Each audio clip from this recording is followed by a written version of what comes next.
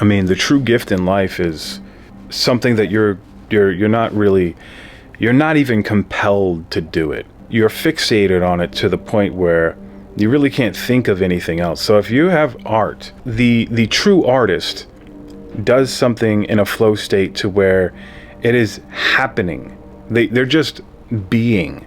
You ever see somebody that just is so enamored with what they're doing? You see them, they're engulfed in the activity to the point where it's just like you can see the flow state all around them.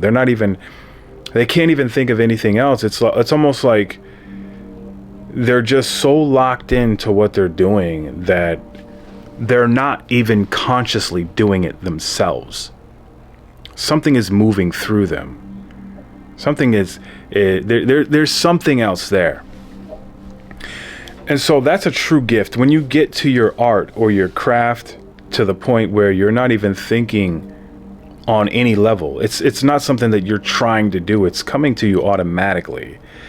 Whatever essence is flowing through you will be shown to others. You see what I'm saying? So a lot of people, like whatever it may be, recording videos, creating any kind of art, music, you don't feel like you want to share it. You don't feel like it's good enough. The essence is not really flowing through you because you may be censoring it, or some sort of distraction gets in the way, and you can't really fully reach the flow state with the art that you're doing. It's art at the highest level. Now, I think when you are performing, it's not even a performance. You see, it's something that you can't even put into the right words. But I'm going to try to explain it anyway, because I feel like it's an important thing to an idea to get across. When you have honed your craft, and I don't even want to use words like honed or skill progression or any of that shit, because really it's something that's automatic and effortless. Like, it has to come off effortless. It's a gift that is shared with humanity on a level that is recognizable to the masses because you are so enamored with it. And I'm going to try to bring this in full circle too, because a lot of hindrances block this from artists.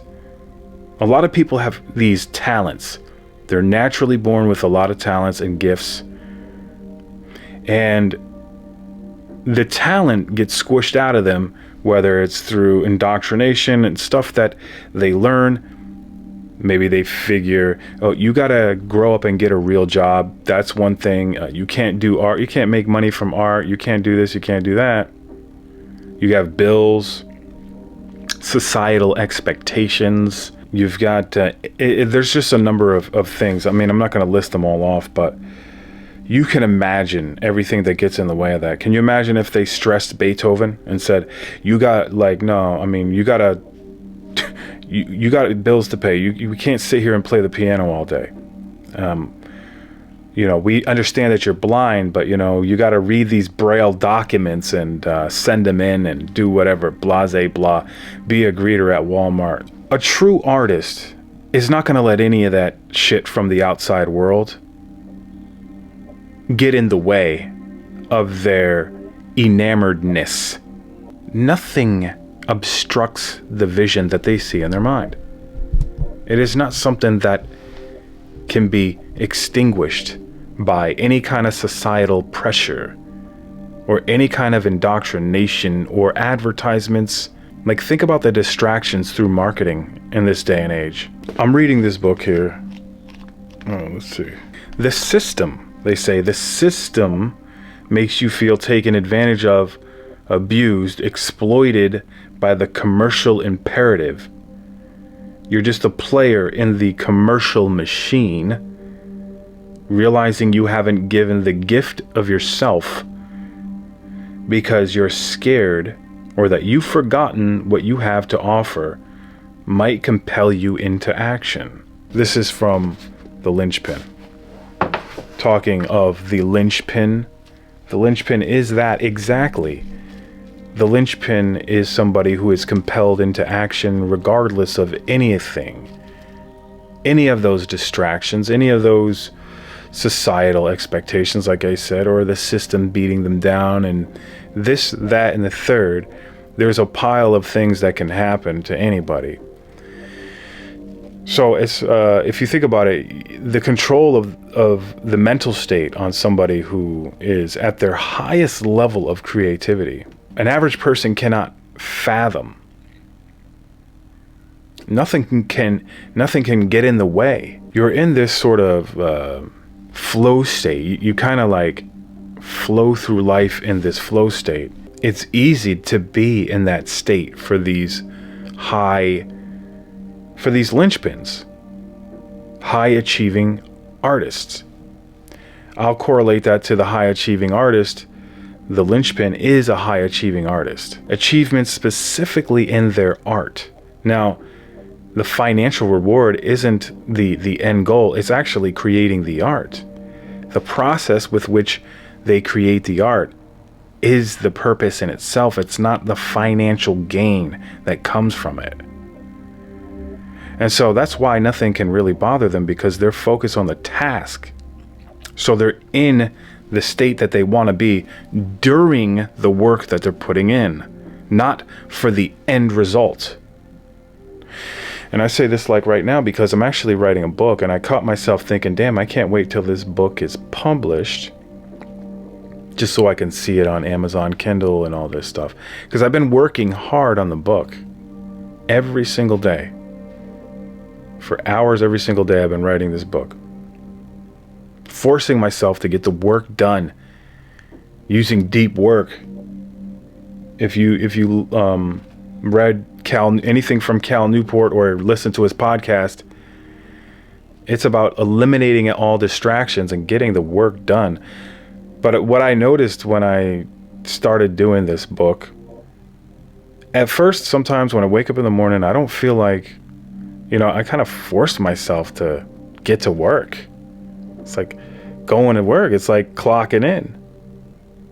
So once I get going, I'm like, oh shit, 2 hours just passed?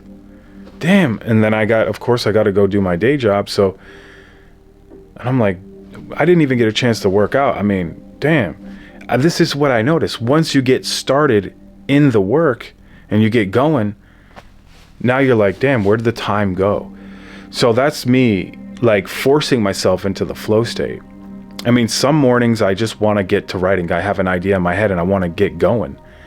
But most of the mornings that I've been writing, I'll tell you, I have to really push myself to do it. But once I push myself past that barrier, it's much easier to get into the flow state. And I recognize, I'm like, dude, I only have a certain amount of time to write this morning, and I want to keep going, but I have to switch over to my day job. So, yeah, I mean, I found that to be quite interesting. Just forcing yourself past the barrier, that inertia is, you wake up in the morning, you've been sleeping all night. There's inertia there. There's this resistance. If you read Stephen Pressfield's The War of Art, he talks about this resistance. That's when you sit down in the chair and you get it done. You just do it. You don't think about, man, all right, what am I going to say? I don't know. But all these little things going on in your mind, the more you listen to all that BS, the longer it's going to take you to get started. And you have to get started to get going. So that's a big takeaway that I learned from writing this book.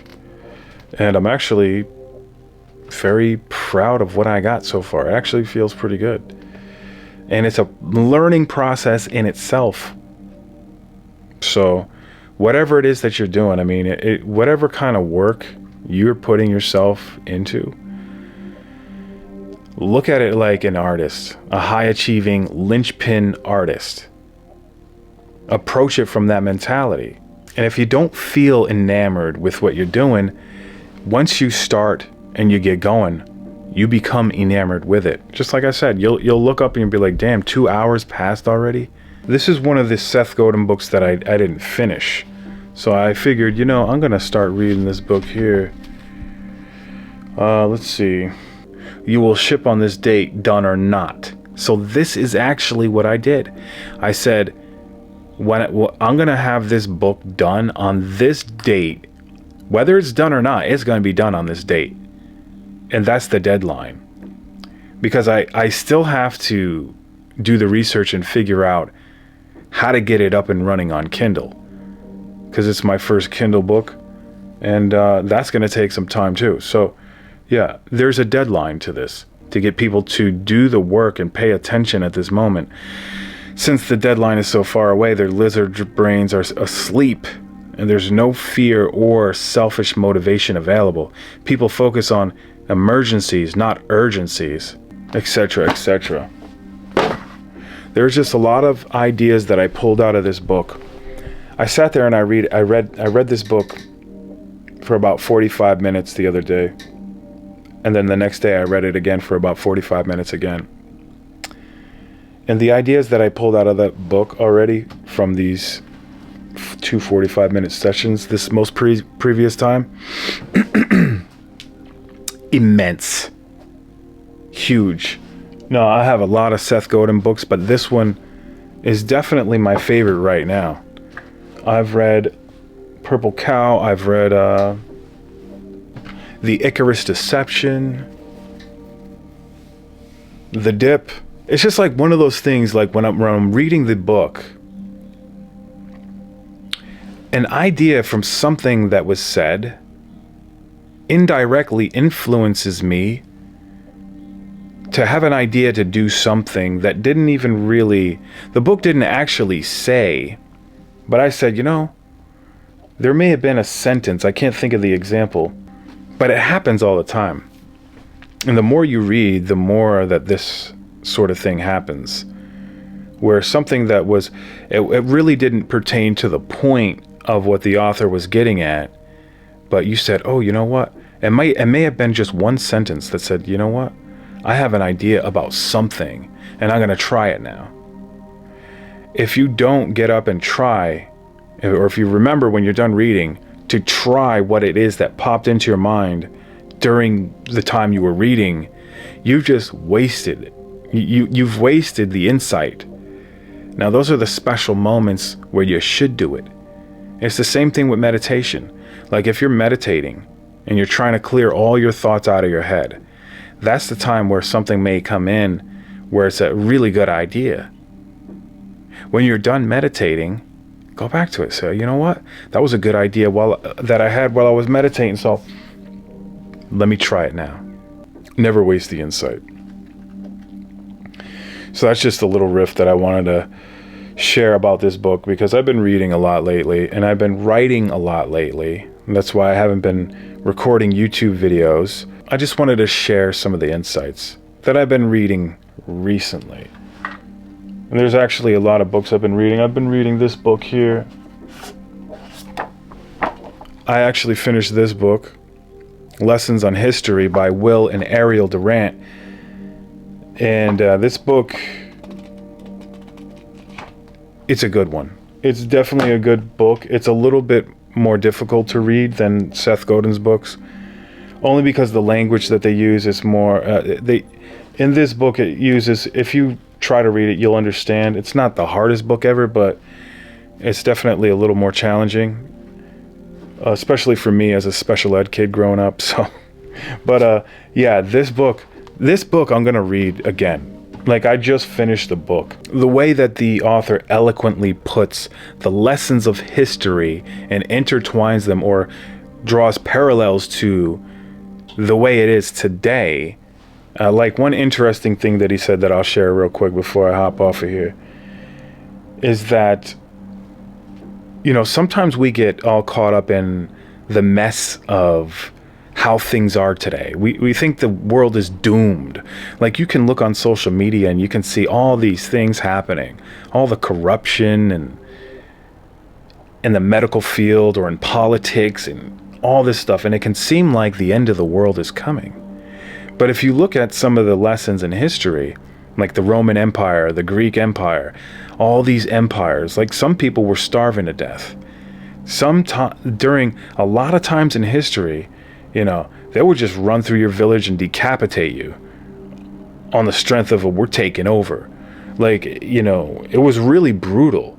So while we sit on our sofas scrolling through TikTok and Instagram, thinking that we have it really difficult. I mean, it's nothing compared to like people running up in your crib, guns drawn or swords swinging, ransacking the place, taking all your belongings. You know, I don't know if I should use that word, but unaliving is something that was a very common occurrence throughout history. So it makes you think, you know what?